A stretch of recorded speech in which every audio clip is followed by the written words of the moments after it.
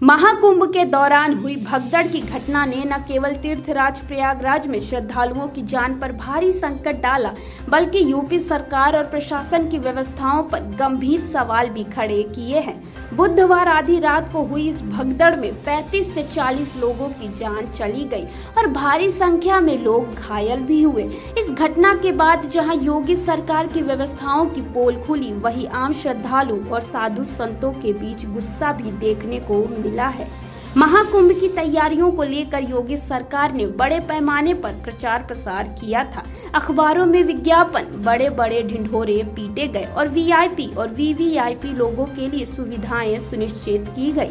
लेकिन जब आम श्रद्धालु और साधु संत महाकुंभ पहुंचे तो उन्हें सरकार की तैयारियों की सच्चाई समझ में आई।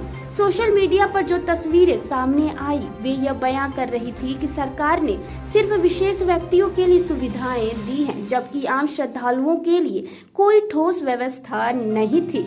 विपक्षी दलों ने भी इस घटना को लेकर योगी सरकार को घेरना शुरू कर दिया है। प्रियंका गांधी ने ट्वीट पर दुख जताया और इस हादसे पर संवेदना व्यक्त की। उन्होंने यह भी कहा कि सरकार को घायलों के इलाज के लिए व्यवस्था करनी चाहिए और मृतकों की पहचान कर उनके परिवारों को शव पहुंचाए जाने चाहिए। साथ ही उन्होंने यह भी अपील की कि श्रद्धालुओं की सुविधाओं को सर्वोपरि रखा जाए ताकि भविष्य में ऐसी घटनाएं न हो। इसी बीच शंकराचार्य स्वामी अभिमुक्तेश्वरानंद सरस्वती ने योगी सरकार को आड़े हाथों लिया।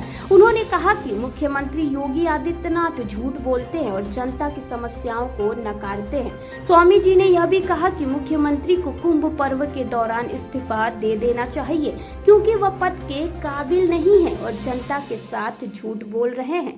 इस घटना से यह साफ है कि योगी सरकार को अपनी व्यवस्थाओं पर गंभीर पुनर्विचार करने की आवश्यकता है।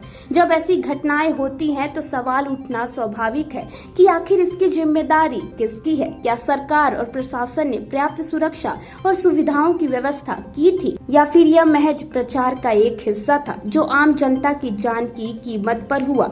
इस घटना पर जवाबदेही तय करना जरूरी है ताकि भविष्य में ऐसे हादसों से बचा जा सके।